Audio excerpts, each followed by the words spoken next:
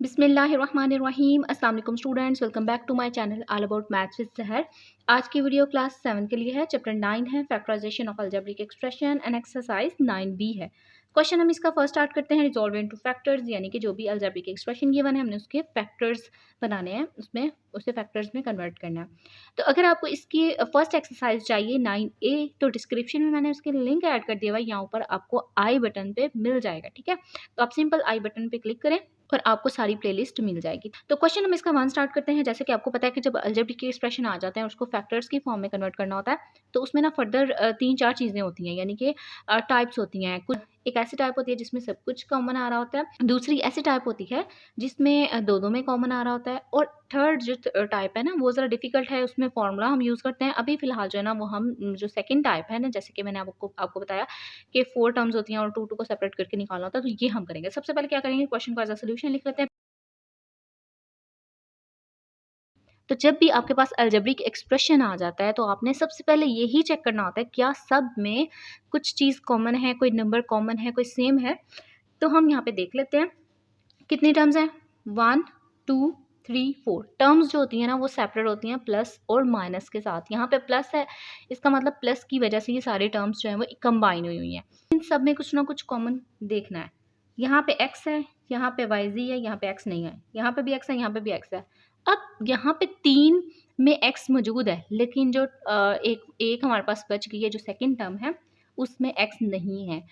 आप हरगिज़ ये नहीं कर सकते कि 3 में से आपने निकालिया और जो एक रह गया उसको आप एज इट इज़ रहने दें, क्यों फिर ना फैक्टर की फॉर्म नहीं बनेगी। तो अब आपने क्या करना है, यहाँ पे ना दो के पेयर बना लेने हैं। ठीक है, फर्स्ट ऑफ ऑल आपने देख लेना है कि 2 ऐसी वैल्यूज इकट्ठी हो जिनमें कुछ ना कुछ कॉमन हो। लाइक अगर यहाँ पे एक्स स्क्वायर है फर्स्ट, तो सेकंड में ना एक्स नहीं आपको मिलेगा, तो हम ना थर्ड को चूज कर लेते हैं। देखें थर्ड में एक्स है, यस थर्ड में एक्स मौजूद है। यहाँ पे आप सिंपल लिखें री अरेंज द टर्म्स, यानी कि हमें ना फिर से अरेंज करना है अपनी सब टर्म्स को, ताकि हम ना इनकी फर्दर पेयरिंग कर सकें। तो फर्स्ट ऑफ ऑल जो पहली टर्म थी वो लिखी, फिर यहाँ से मैंने फर्स्ट और थर्ड को मिलाना है ना, तो मुझे जो है वो थर्ड को पहले लेके आना पड़ेगा सेकंड टर्म की जगह पे। और प्लस और माइनस का मतलब साइंस का कोई इश्यू नहीं है, क्योंकि सब में प्लस प्लस मौजूद है। फर्स्ट भी मैंने लिख लिया, सेकंड भी लिख लिया, अब बचता है यहाँ पे सेकंड एंड फोर्थ। तो फोर्थ को मैं यहाँ पे पहले लिख देती हूँ, क्योंकि ये इस तरह ही फ्लो चल रहा है ना, यानी कि इसको मैं लास्ट पे लेके आ रही हूँ। z प्लस वाई जी। अगर आप इसको रीअरेंज करना चाह रहे हैं तो अल्फ़ाबेटिकली भी आप इसको देख सकते हैं। लाइक सबसे बड़ी पावर कौन सी एक्स की, x2, तो उसको लिख लेंगे। फिर उसके बाद x और y, x और x y के साथ भी है, z के भी साथ भी है, तो y जो है ना वो पहले आता है, तो मैंने उसको पहले लिख लिया। फिर आता है z लिख लिया, y z को मैंने बाद में लिख लिया। ठीक है, तो यहाँ पर मैंने रीअरेंज कर लिया। अब हम इनके पेयर्स बना लेते हैं। तो हमने क्या करना है, पेयरिंग करने के लिए सिंपल ब्रैकेट अप्लाई करनी है। एक्स का square plus x y bracket close. ठीक है, इन दोनों की बना ली, अब इन दोनों की बना लेते हैं। प्लस एक्स जी प्लस वाई जी। ये जो प्लस है ना, ये मैं आपको बताती हूँ इसका कॉन्सेप्ट कि मैंने इसको अंदर क्यों लिया। अच्छा, यहाँ पे ना प्लस का आपने हमेशा याद रखना है कि जब भी आपने 4 टर्म्स को कन्वर्ट करना है 2 सेपरेट सेपरेट पेयर में, तो हमेशा ब्रैकेट लगानी है। और जो हमारे पास थर्ड टर्म होगी ना, उसके साथ जो भी साइन होगा, बेशक प्लस का बेशक माइनस का, आपने उसको हमेशा अंदर लिखना है। और साथ ही साथ यहाँ पे बाहर दोनों ब्रैकेट के सेंटर में प्लस लगा देना है। इसका ये लॉजिक है क्योंकि कभी कभार ना यहाँ पे माइनस आ जाता है। जब माइनस आता है तो बच्चे क्या करते हैं, ये जो माइनस होता है ना, ये सिर्फ इस टर्म का जो थर्ड होता है ना उसका होता है, तो वो क्या करते हैं, वो सबका होल का बना देते हैं, यानी कि माइनस इंटू और जो भी वैल्यू होती है वो लिख देते हैं सारी, जो कि एक गलत तरीका है। माइनस जो है वो सिर्फ एक टर्म का होता है, वो दोनों का बना देते हैं। इसलिए आपने ये याद रखना है कि हमेशा हमने इन दोनों के ब्रैकेट के दरमियान प्लस लगाना है। और ये जो प्लस है ये तो इसका खुद का है। ठीक है, आप जब माइनस आएगा तो माइनस पे आप इस तरीके से लेके चल सकते हो। अब इनमें कुछ ना कुछ कॉमन निकाल लेते हैं हम। फर्स्ट ब्रैकेट में 2 टर्म्स हैं, सेकंड ब्रैकेट में भी 2 टर्म्स हैं। ऑब्वियसली हमने खुद ही इनको 2-2 टर्म्स में कन्वर्ट किया। अब कॉमन निकाल लेते हैं, first term and second term. यहाँ पे x2 है, यहाँ पे x की पावर कुछ नहीं है, लेकिन 1 एग्जिस्ट कर रही है। अब छोटी कौन सी हुई, जब भी हमारे पास ऐसी सिचुएशन आ जाती है कि एक बड़ी पावर होती है एक छोटी आती है, तो हम ना छोटी पावर को बाई निकालते हैं दोनों में से। तो मैंने क्या किया, इसमें से भी 1 इसमें से भी 1, यानी कि x raise to power 1 x raise to power 1। तो दोनों में से मैंने x रेज टू पावर बाहर निकाला।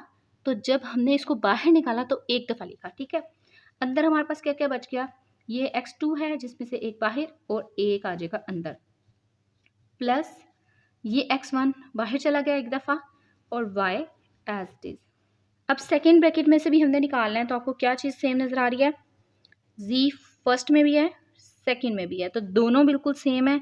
अब मैं क्या करूँगी, ये प्लस जो बाहर का था इसको एज इट इज़ रहने दूंगी। यहाँ पे अब माइनस का कोई इश्यू नहीं है, इसलिए मैं इस वाले माइनस को नेक्स्ट में इग्नोर कर दूंगी। अभी मैं आपको बताती हूँ हम z निकाल रहे हैं, ठीक है। z को जब मैं बाहर निकालूंगी दोनों में से, तो लिखूंगी मैं एक दफ़ा, अंदर हमारे पास क्या बचा?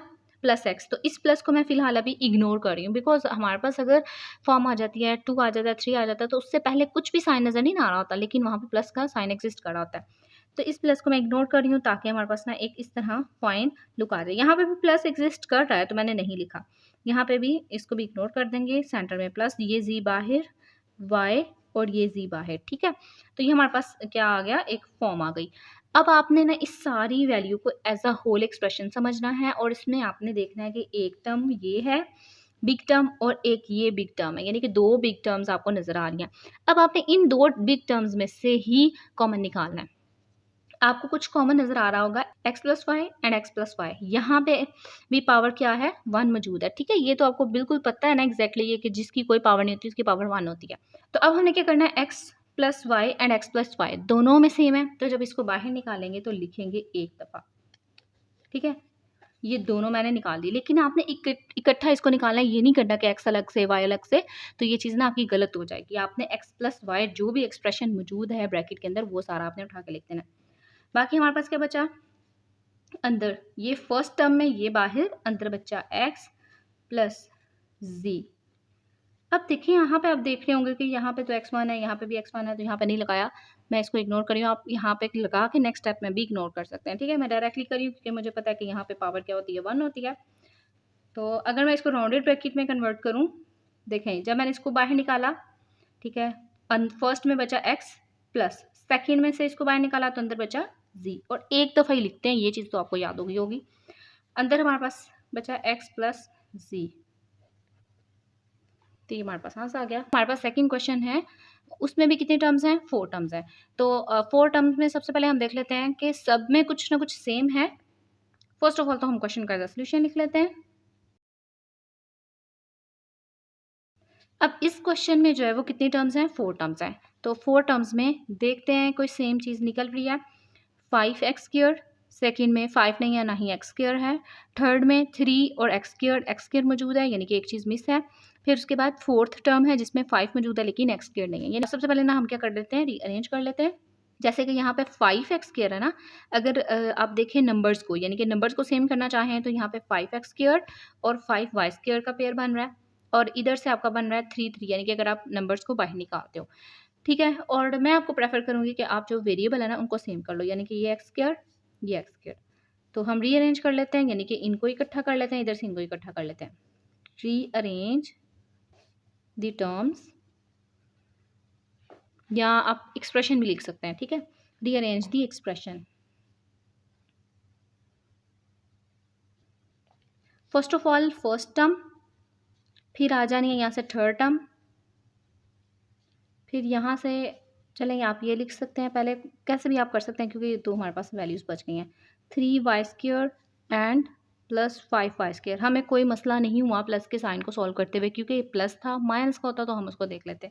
आपने जब 8 चैप्टर किया था, ठीक है, उसमें तो आपको पता होगा कि हम जब अलजेब्रिक एक्सप्रेशन को ऐड करते हैं तो उसकी वेरिएबल को देखते हैं ना कि वेरिएबल सेम है तो हम उसके कोफिशिएंट को ऐड करें। तो यहाँ पे भी ना कुछ ऐसी सिचुएशन आ गई, अब ये काम नहीं हमें करना पड़ेगा, तो हम डायरेक्टली क्या कर लेते हैं, इसको कोफिशिएंट को ऐड कर लेते हैं। बिकॉज ये x² बिल्कुल सेम वेरिएबल है, पावर भी बिल्कुल सेम है, तो हम क्या कर सकते हैं, इनकी कोफिशिएंट को ऐड कर सकते हैं, यानी कि जो भी ऑपरेशन हो रहा है। 5 के साथ कोई साइन नहीं तो प्लस का साइन एग्जिस्ट कर रहा है, प्लस प्लस प्लस, 5 में 3 ऐड किया तो 8, और जो वेरिएबल है वो एज इट इज़ आएगा, बिकॉज मल्टीप्लिकेशन में हम उसकी पावर को ऐड करते हैं, यहाँ पे हमने एडिशन और सब्ट्रैक्शन करना है जिसकी वजह से इसकी पावर चेंज नहीं होगी।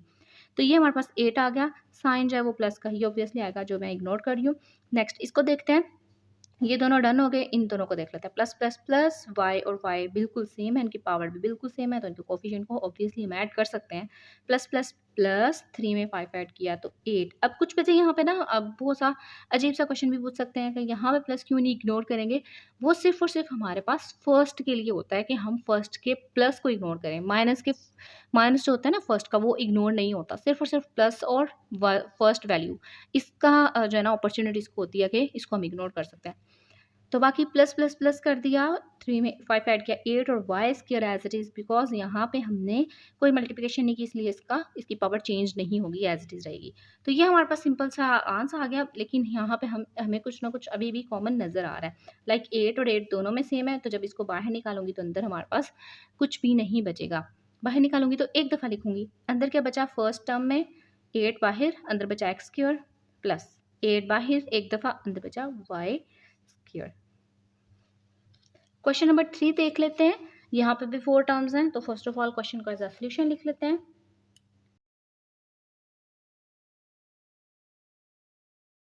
देख लेते हैं कि सेम होगा। वैसे ऑब्वियसली हमें पता है कि 4 टर्म में से कुछ भी सेम नहीं आता, यानी कि दो में आ जाता है। फिर भी हम ना देख लेते हैं, ए बी है सेकंड में, ना ही ए है ना ही बी है। यहाँ पे डी है और बी है, यानी कि बी मौजूद है, और यहाँ पे ए मौजूद है। ठीक है, तो अब यहाँ पे हमारे पास चांसेस आ गए हैं कि हम फर्स्ट के साथ या तो थर्ड को मिला लें या फोर्थ को मिला लें। ठीक है, तो मैं प्रेफर करती हूँ कि आप सिंपल क्या करें, फर्स्ट एंड थर्ड ले लें। तो यहाँ पे सिंपल लिखेंगे रीअरेंज द एक्सप्रेशन।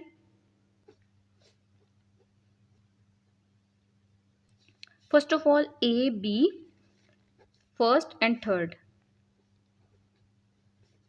फिर अब यहाँ पे जो है ना ये साइन प्लस का इसका है, ठीक है, इसलिए मैंने यहाँ पे जब इसको अरेंज किया तो साथ ही इसको भी लिख दिया। फिर बात आती है यहाँ पे सी ओ डी की।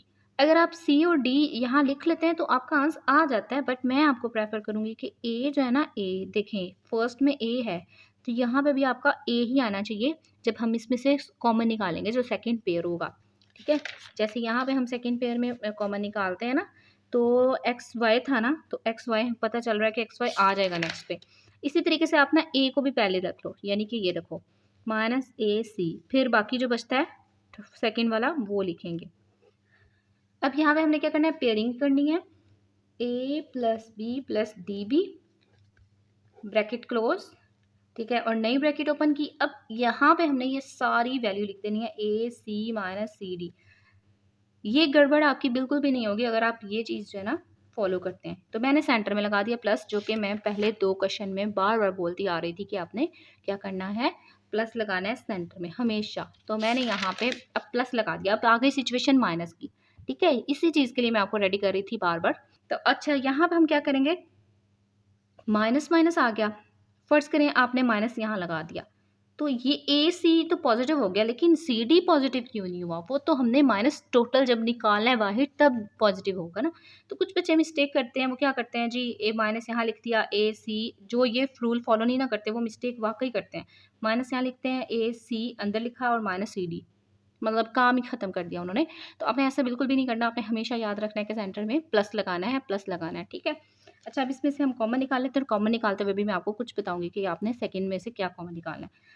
इन दोनों में से क्या चीज़ कॉमन है, बी और पी दोनों में सेम है, तो जब इनको मैं बाहर लिखूंगी तो एक दफ़ा लिखूंगी, अंदर क्या बचा फर्स्ट में ए प्लस डी, और ये जो बी था ये दोनों मैंने एक दफ़ा बाहर लिख दिया, क्योंकि कॉमन निकालते हैं ना तो एक दफ़ा लिखते हैं। अगर आपके पास 1000 टर्म्स भी है ना, यानी कि 100 और 1000 टर्म्स भी हैं, उसमें से अगर कुछ कॉमन आ रहा है, सेम आ रहा है, तो आपने उसको बाहर निकालते हुए सिर्फ एक दफ़ा लिखना है। ठीक है, ये चीज़ याद रखनी है आपने।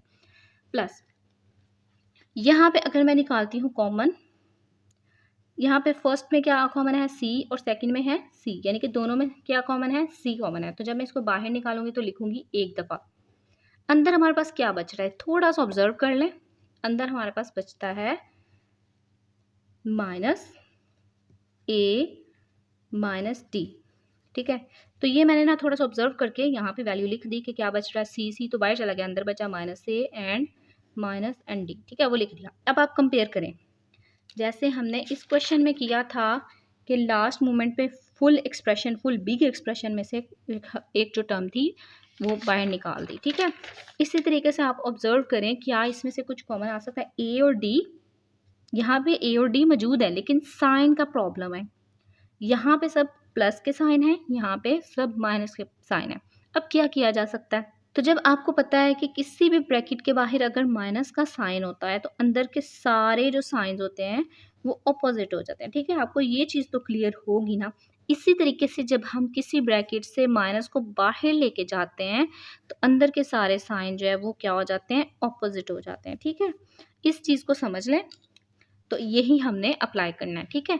अब देखिए, अब सेम सेम आ गया ना, तो मैं क्या करूँगी, इस माइनस को बाहर निकाल दूँगी सी के साथ ही, और ये ब्रैकेट मैं इसलिए अप्लाई कर रही हूँ ताकि इसको नेक्स्ट में हम सोल्व कर सकें, ठीक है। आप चाहें तो आप डायरेक्टली इस प्लस को फिनिश आउट कर सकते हैं इस माइनस की वजह से, लेकिन कॉन्सेप्ट क्लियर होना चाहिए, इसलिए मैं ये कह रही हूँ आप अपने नोट्स में भी ऐसे ही लिखिएगा। माइनस बाहर निकाला, सी बाहर निकाला, अंदर बचा ए, और माइनस जब बाहर निकाला तो अंदर के सारे साइन ऑपोजिट हो गए। यहाँ पे प्लस आता है जो मैं इग्नोर कर रही हूँ फर्स्ट क्योंकि नंबर है, और यहाँ पे भी प्लस आ जाएगा। सी बाहर, अंदर बचा डी।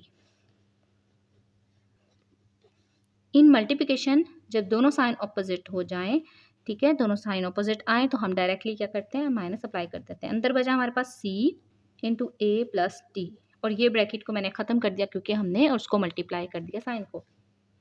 अब ये सारी जो है ना एज अ होल एक्सप्रेशन ले लें, फर्स्ट टर्म बिग और सेकंड टर्म जो है बिग, यानी कि दोनों बिग टर्म्स हैं फर्स्ट एंड सेकंड। अब आपने इनमें से कॉमन निकालना है, ये ए प्लस बी डी दोनों में मौजूद है। जब इसको मैं बाहर निकालूंगी तो एक दफ़ा लिखूंगी।